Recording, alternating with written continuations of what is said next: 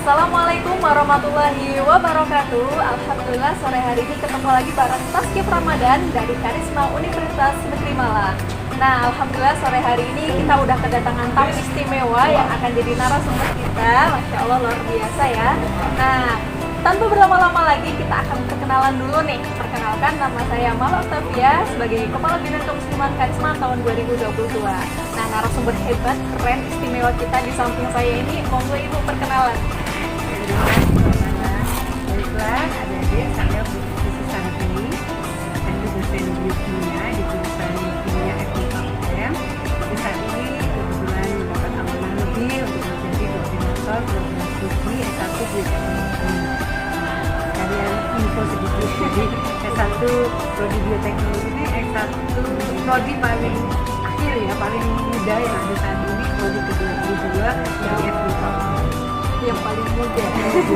Izinkan yang pada di Muslim Karisma UM. Assalamualaikum Waalaikumsalam warahmatullahi wabarakatuh. Nah, jadi ini dapat salam langsung dari Prodi Bioteknya. Mana nih suaranya anak-anak bioteknya? Pasti nggak asing ya dengan beliau. Gitu.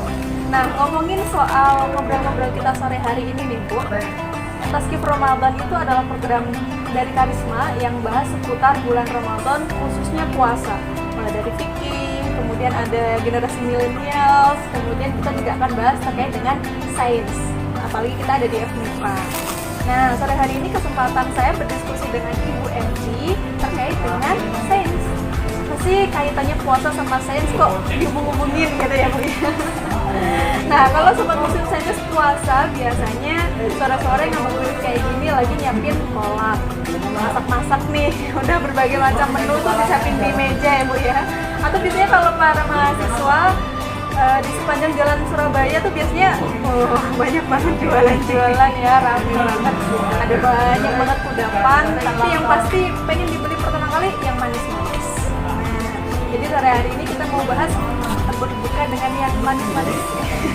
Yang manis-manisnya nih, manis yang mana nih? Nah, kalau kita bahas dari segi saintis nih Bu, sebetulnya ada nggak sih anjuran atau keharusan kita berbuka dengan yang manis itu sendiri?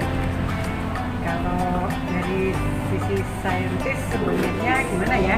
Jadi kita jadi flashback karena saya dosen biokimia gitu ya. Jadi kita sedikit gitu ya mengingat mata kuliah metabolisme. Jadi awal kita artinya itu kita dapat aktivitas seperti saat ini itu kan karena kita memiliki energi dalam tubuh kita. Nah, energi ini berasal dari molekul yang disebut dengan ATP. Nah, ATP sendiri dari mana? Ya, ATP ini dari hasil degradasi dan metabolisme makanan yang kita makan. Jadi kan ada karbohidrat, ada lipid, ada protein. Nah, yang unik dalam sistem metabolisme manusia itu karbohidrat, khususnya glukosa dan fruktosa, itu kan dicerna paling cepat menjadi jadi makanya kalau kita buru-buru berangkat kuliah itu ya kita minum teh hangat gitu ya, biasanya ibunya kalau kita sekolah dulu udah diminum tehnya, itu pasti tehnya manis gitu ya, supaya kita punya energi ya, seger waktu berangkat sekolah. Nah, ibaratnya seperti itu. Nah, kemudian kalau kita berpuasa, dari mana ATP itu ada gitu ya. Nah, ATP itu akan diambil dari cadangan makanan kita, cadangan glukosa dalam bentuk glukogen itu dibongkar, nah itu kemudian menjadi glukosa dan juga menjadi ATP. Nah, tetapi proses itu pada umumnya bertahan sampai 10 jam.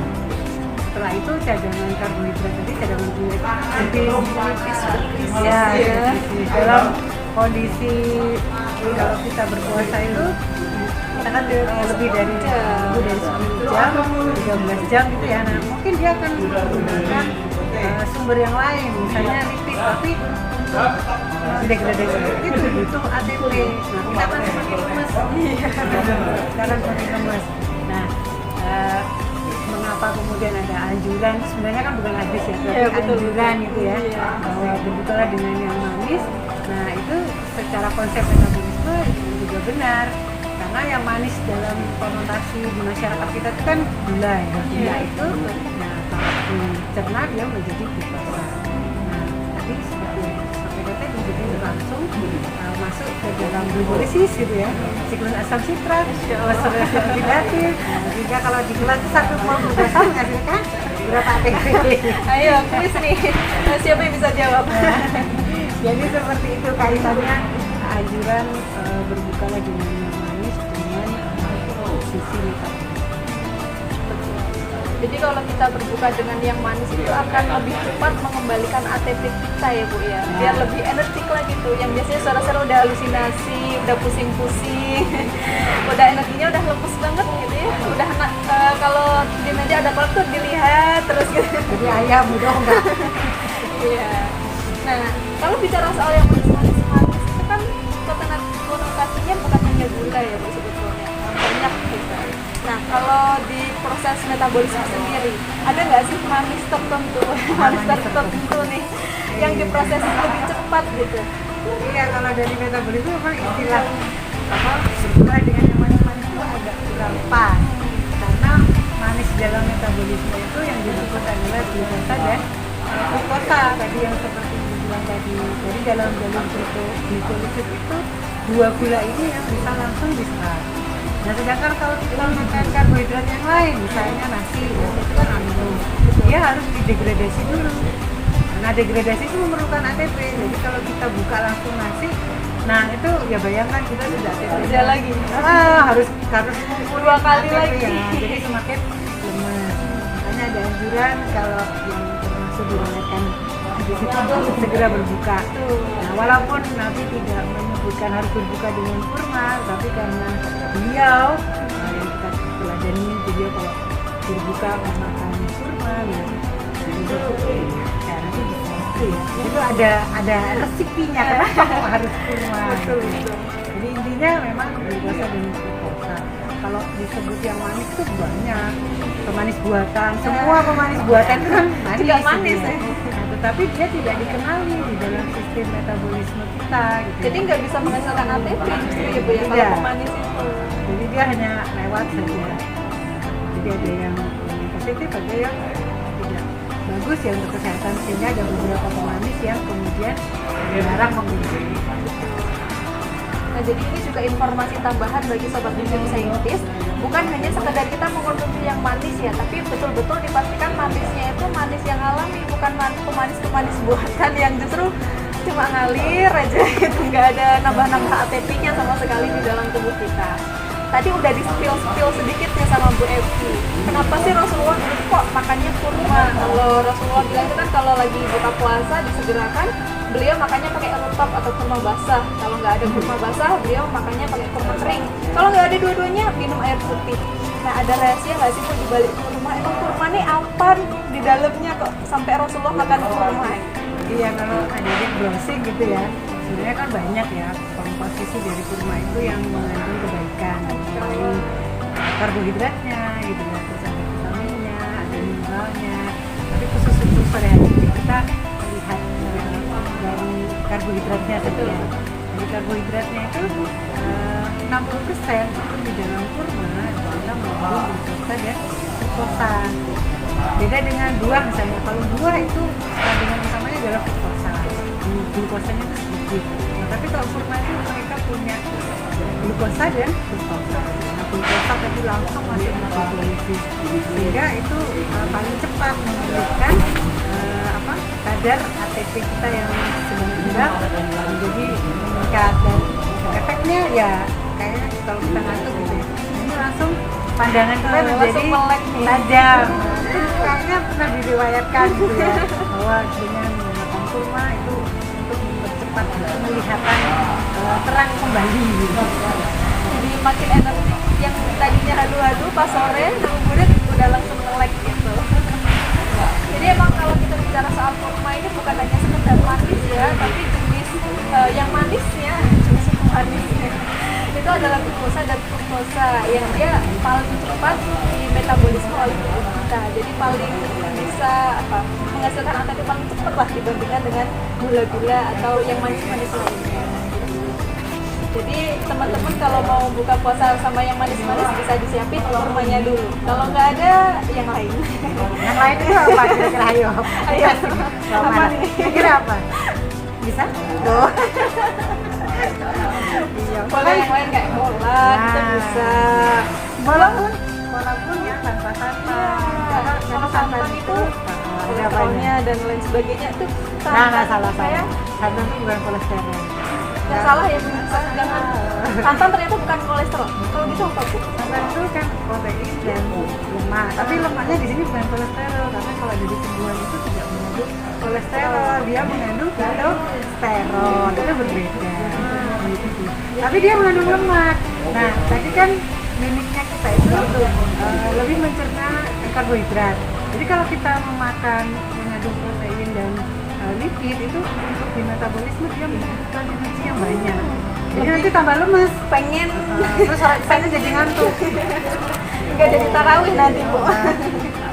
Jadi makanlah makanan yang manis-manis alami, tapi juga bukan olahan-olahan yang dengan pemanis, pengawet dan lain sebagainya. Manis bukan hanya kurma saja ya, tapi kalau memang yang ada di dalam kurma silakan dikonsumsi kurma terlebih dahulu. Kalau nggak ada anak-anak kos gimana? Air putih saja cukup.